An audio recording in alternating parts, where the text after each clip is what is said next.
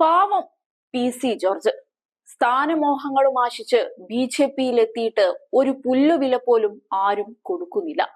പത്തനംതിട്ടയിൽ വിലസാമെന്ന് കരുതിയ PC-ക്ക് അവിടെയും നാണക്കേടു തന്നെ ഫലം.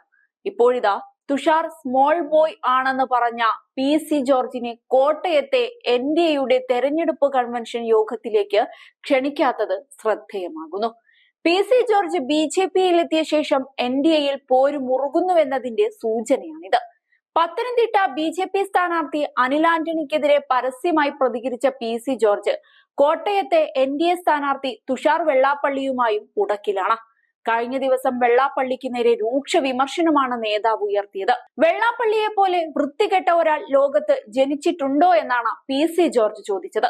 റാസ്കൽ എന്ന് ആരെങ്കിലും വിളിച്ചാൽ എന്തോ എന്ന് വിളി കേട്ട് ഓടി വരുന്ന ആളാണ് വെള്ളാപ്പള്ളിയെന്നും PC പറഞ്ഞിരുന്നു. മകൻ തുഷാർ BDJS ആണ്.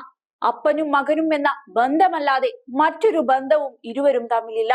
കോട്ടയം ലോക്സഭാ സീറ്റിൽ തുഷാർ സ്ഥാനാർത്ഥിയാണ്. വെള്ളാപ്പള്ളി വിവരദോഷിയാണെന്ന് എല്ലാവർക്കും അറിയാം. പിണറായിക്ക് വേണ്ടി എന്ത് ഊളത്തരവും കാണിക്കുമെന്നും PC ജോർജ് തുറന്നടിച്ചിരുന്നു. ഇതിനിടയിലാണ് കൺവെൻഷൻ വന്നത്. ഏതായാലും വിളിക്കാത്ത കൺവെൻഷന് പങ്കെടുക്കില്ല എന്നാണ് PC ജോർജ് മാധ്യമങ്ങളോട് പറഞ്ഞിരിക്കുന്നത്. BJP-യും മുന്നണി നേതൃത്വവുമാണ് ഇക്കാര്യത്തിൽ തീരുമാനമെടുക്കേണ്ടത് എന്നായിരുന്നു തുഷാർ വെള്ളാപ്പള്ളിയുമായി അടുപ്പമുള്ളവരുടെ പ്രതികരണം. രമ്യതയ്ക്ക് വേണ്ടി BJP സംസ്ഥാന നേതൃത്വം ഇടപെട്ട് നടത്തിയ ശ്രമങ്ങൾ വിജയം കണ്ടില്ലെന്നാണ് വ്യക്തമാകുന്നത്. സംസ്ഥാന BJP നേതൃത്വം ഇടപെട്ടാണ് PC ജോർജിനെ പാർട്ടിയിലെത്തിച്ചത്. ജനപക്ഷം NDAയുടെ ഭാഗമാകാം എന്നായിരുന്നു PC ജോർജിന്റെ ആദ്യ നിലപാട്. എന്നാൽ പാർട്ടിയിൽ ലയിക്കാനാണ് BJP നേതൃത്വം ആവശ്യപ്പെട്ടത്. തുടർന്നാണ് PC ജോർജ് ജനപക്ഷം പിരിച്ചുവിട്ടതും BJP-യിൽ അംഗത്വമെടുത്തതും. തമിഴ്നാട്ടിൽ നടൻ ശരത് കുമാറും സമാനമായ രീതിയിൽ BJP-യിലെത്തിയിരുന്നു. പത്തനംതിട്ട ലോക്സഭാ മണ്ഡലത്തിൽ BJP സ്ഥാനാർത്ഥിയാക്കാമെന്ന ധാരണയുടെ പുറത്താണ് PC ജോർജ് പാർട്ടിയിൽ ചേർന്നത് എന്ന് വാർത്തകളുണ്ടായിരുന്നു. മകൻ ഷോൺ ജോർജ് സ്ഥാനാർത്ഥിയാകുമെന്നും വാർത്തകൾ വന്നു. രണ്ടും സംഭവിച്ചില്ലെന്ന് മാത്രമല്ല, കോൺഗ്രസ് വിട്ട് BJP-യിലെത്തിയ അനിൽ ആന്റണിയെ മത്സരിപ്പിക്കാൻ BJP തീരുമാനിക്കുകയും ചെയ്തു. ഇതിലുള്ള നീരസം PC ജോർജ് പരസ്യമായി തന്നെ പ്രകടിപ്പിച്ചു. അനിൽ ആന്റണിയെ ആർക്കും അറിയില്ലെന്നായിരുന്നു PC ജോർജിന്റെ പ്രതികരണം.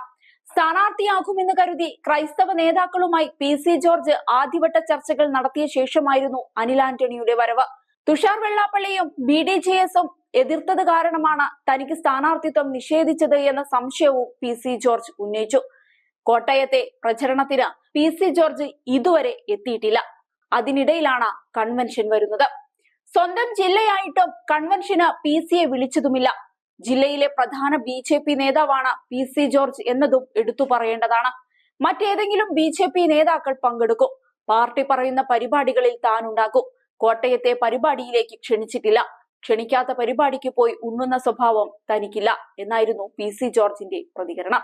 അതേസമയം കോഴിക്കോട്, കണ്ണൂർ ജില്ലകളിൽ PC ജോർജ് BJP സ്ഥാനാർത്ഥികൾക്ക് വേണ്ടി പ്രചരണത്തിന് എത്തിയിരുന്നു. അതേസമയം കഴിഞ്ഞ ദിവസം കോഴിക്കോട് വന്ന് ചില പ്രവചനങ്ങളൊക്കെ നടത്തിയിരുന്നു നേതാവ്. അടുത്ത നിയമസഭാ തെരഞ്ഞെടുപ്പിൽ കേരളത്തിൽ BJP നിശ്ചയിക്കുന്ന മുഖ്യമന്ത്രി ഉണ്ടാകുമെന്നും 2029 BJP നേതാവ് കേരളത്തിന്റെ മുഖ്യമന്ത്രിയാകുമെന്നുമാണ് PC-യുടെ പ്രവചനം. അതേസമയം പത്തനംതിട്ട ലോക്സഭാ മണ്ഡലത്തിൽ BJP സ്ഥാനാർത്ഥിയാകാത്തതിൽ PC ജോർജിന് നീരസമുണ്ടെന്നാണ് റിപ്പോർട്ടുകൾ. ജനപക്ഷം പിരിച്ചുവിട്ട് BJP-യിൽ ചേർന്നത് ഈ ഉപാധിയോടെയായിരുന്നു. സീറ്റ് ലഭിക്കാത്തതിലുള്ള നീരസം അദ്ദേഹം പ്രകടിപ്പിക്കുകയും ചെയ്തിരുന്നു.